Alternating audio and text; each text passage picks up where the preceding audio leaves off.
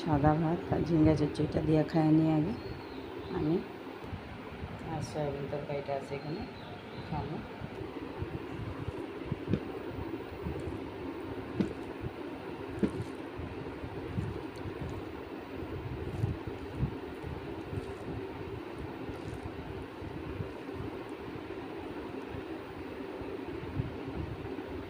দেখতেই পাচ্ছ কত সুন্দর হয়েছে রান্নাটা, আর খাইতে কিন্তু খুব ভালো লাগবে।